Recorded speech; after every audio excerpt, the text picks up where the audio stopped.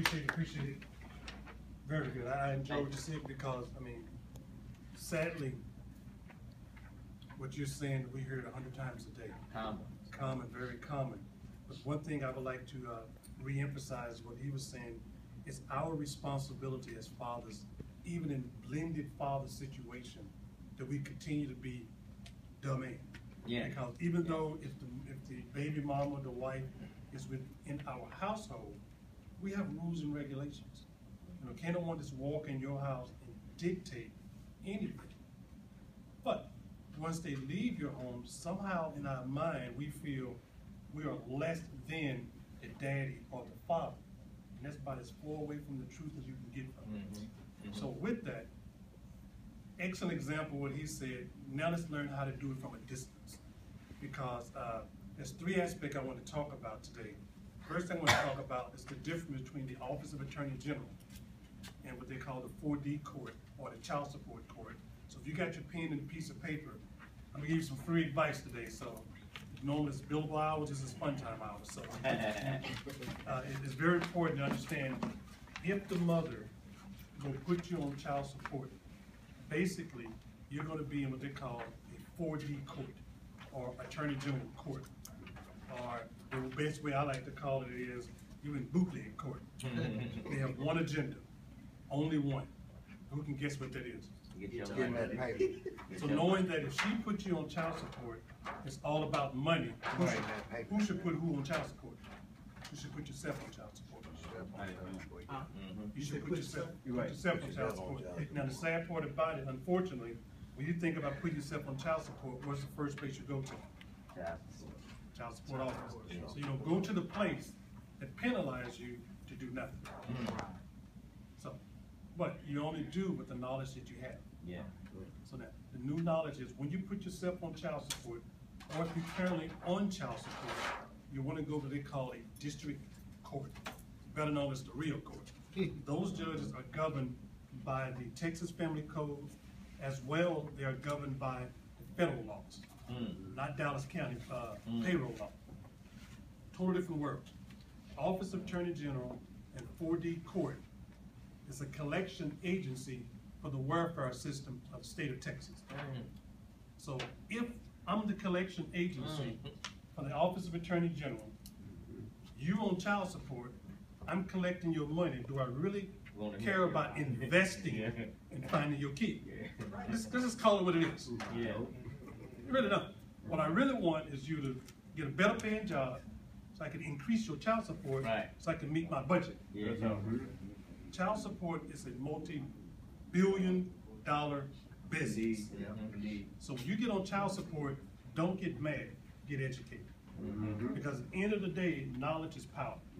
Because if you know that these people or individuals have one agenda, you don't get pissed off when they come out. You know, if any of us ever had a job that's a contractor or what we call 1099 or hustlepreneur or side gig or whatever, you know, what do? Well, say I'm gonna give you the job, I'm gonna give you a quote. But the Office of Attorney General look at your paycheck and they give you a quote.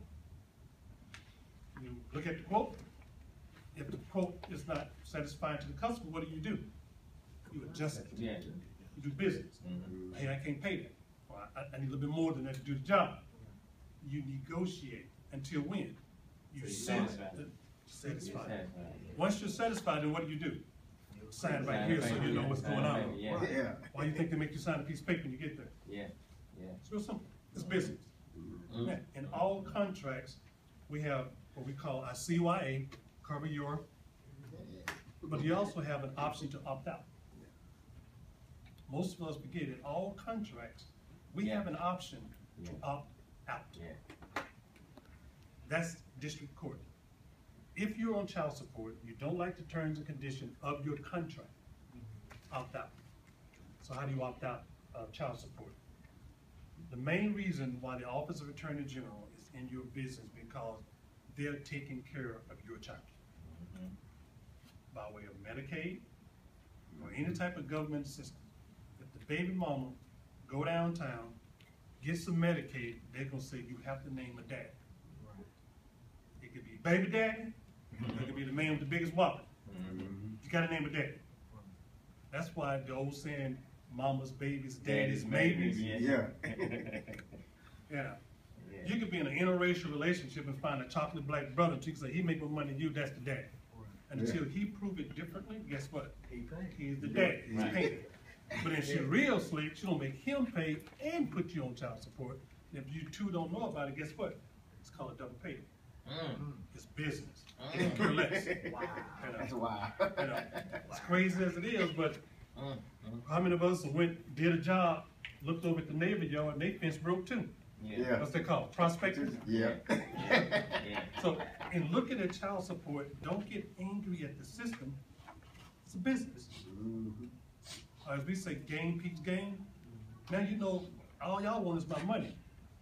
Same way with taxes. You gotta pay taxes, right? Otherwise you're going to jail. You gotta pay some type of child support, otherwise you're going to. So now, how do you diffuse that? Do I have a question? Yeah, I'm sorry, I don't mean to interrupt. Yes, you do. Go ahead and ask. I got two questions. Okay, you said put yourself on child support. I guess that's what my whole situation was.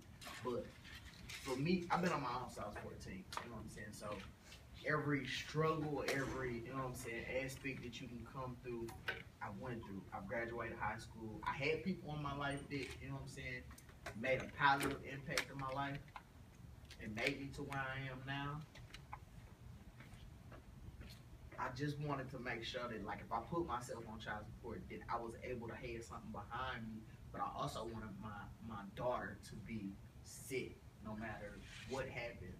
So I guess what my question is, my mom made a bank account for me when I was real young, you know, putting money in it every couple weeks, you know what I'm saying, to it, add it up. Do I still do that and put myself on child support?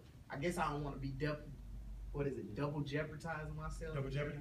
But then the other thing is, I haven't got a DNA test. When I ask for a DNA test, I don't get no number, no address, no nothing. And my daughter's so small, she's 3 now, you know what I'm saying? So she really ain't got that information just yet, but I'm still waiting to where I can get it to see her, visit her, all that stuff.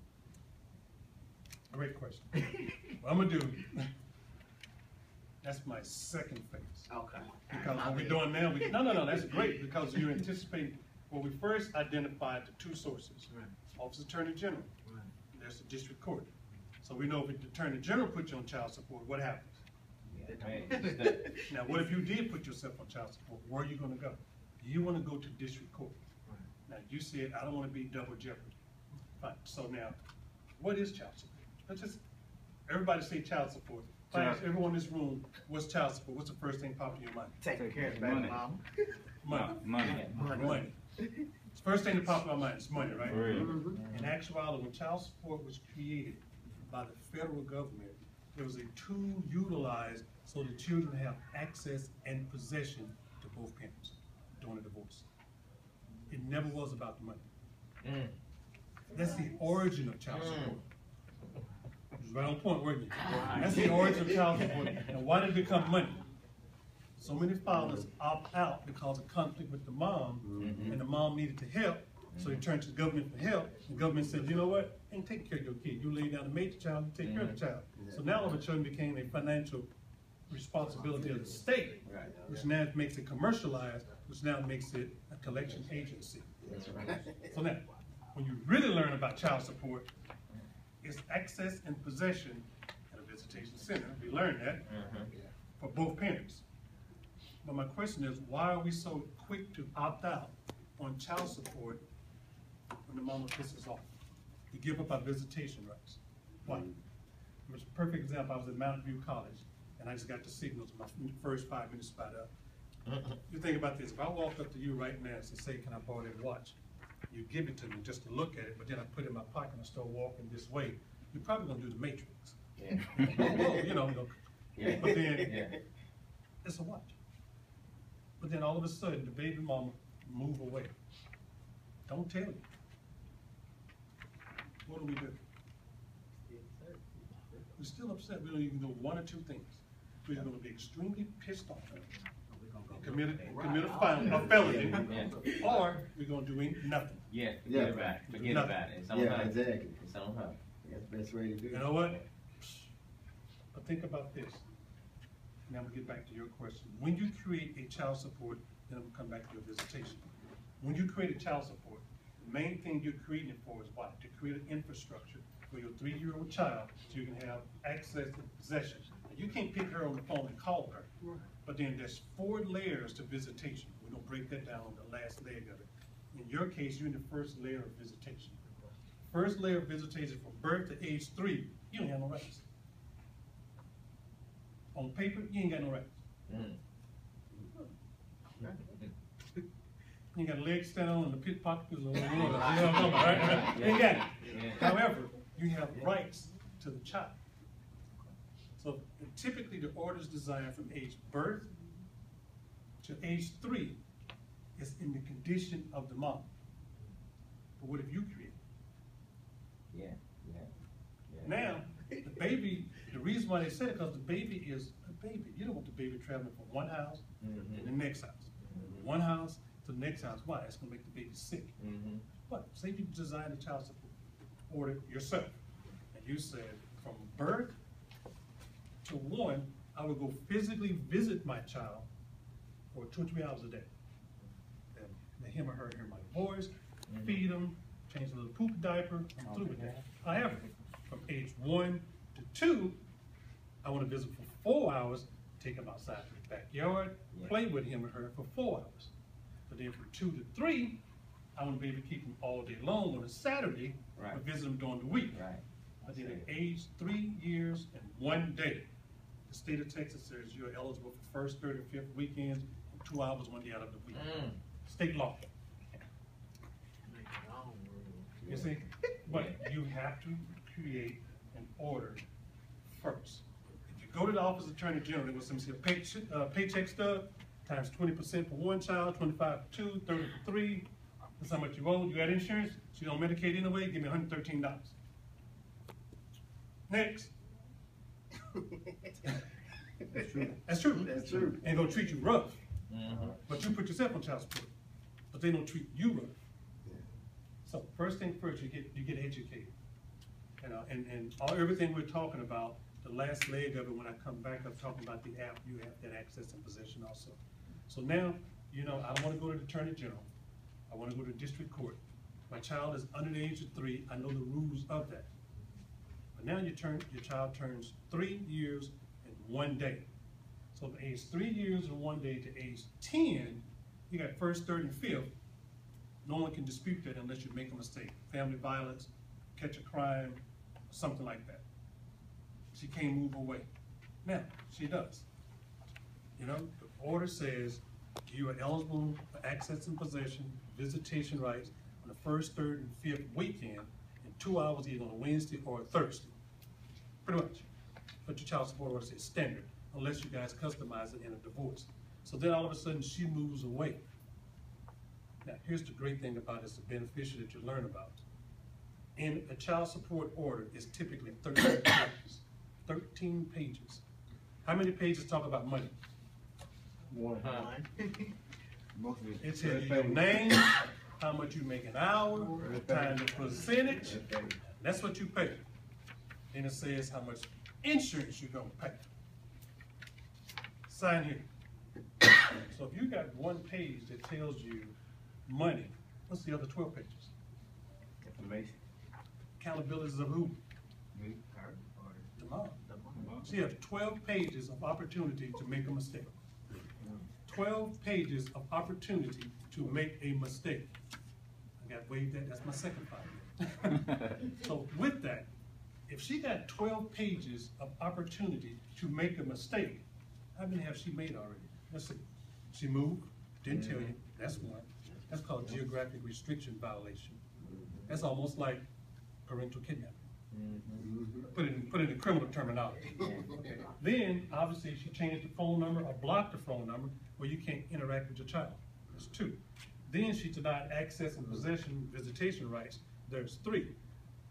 And the list goes on and on and on. So all of a sudden you say, you know what? Instead of getting mad, instead of getting upset, instead of opting out. Miami and Sword. Power to pencil. Miami and Sword. One of the most. I want to tell you this though. Now, from the beginning, I never knew where she stayed nowhere. Violation I just one. knew where her mother stayed. When my son would come over her house, my brother used to live upstairs. My brother would call me and say, your son over here. So I would go to her mother's house and see my son.